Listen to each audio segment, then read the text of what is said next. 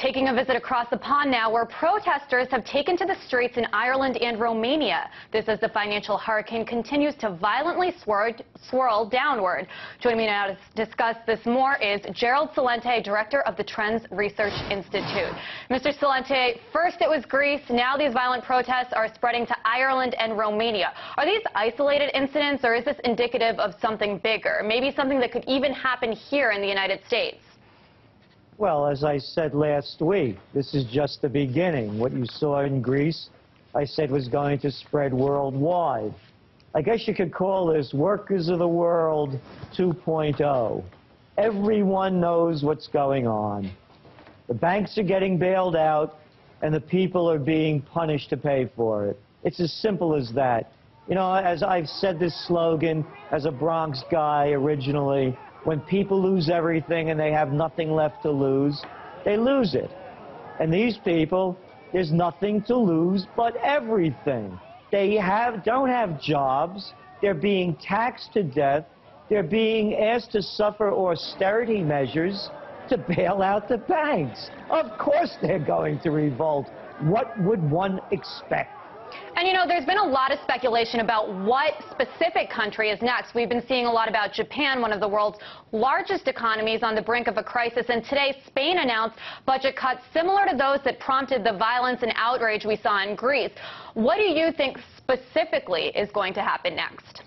Well, it's tough to pick which one. It's highly unlikely in Japan, more so in Spain.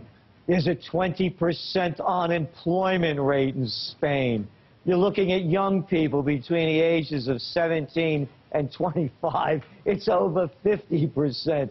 They have nothing to do with a lot of time on their hands, educations that are useless, and becoming more and more angry each day as the atrocities continue to grow. This is unprecedented. It's the greatest bank robbery in world history, and the banks are doing the robbing. The people are not going to tolerate it. And Mr. Celente, are we at the point where people are so angry that nothing will be able to calm them down? Is there anything that can be done to stop all this madness? I mean, it seems like governments are taking these measures to supposedly prevent even worse financial calamities. Is it at the point where any action by the government will be perceived as suspicious? Who's the government? Goldman Sachs, J.P. Morgan Chase, the Deutsche Bank bandits, the Credit Suisse swindlers. Who's the government? They keep coming up with this logic that if they don't get bailed out, if the banks have to take a haircut, that's white shoe boy language for taking losses, then the whole world financial system will collapse. Let them take their losses. Greece is going to default on part of their debt anyway, if not all of it. They made a bad bet. The creditors have to lose their money.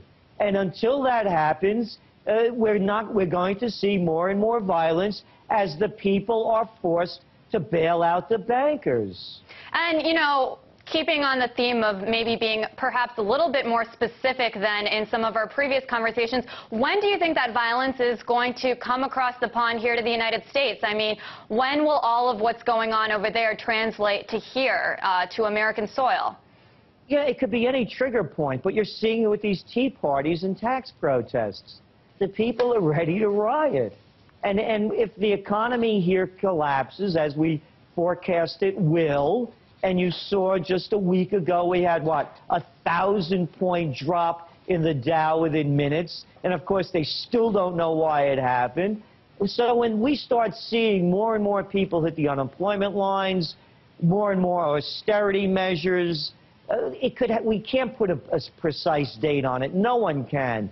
But it's in the making. It's bubbling. It's not even bubbling beneath the surface. It's on the surface.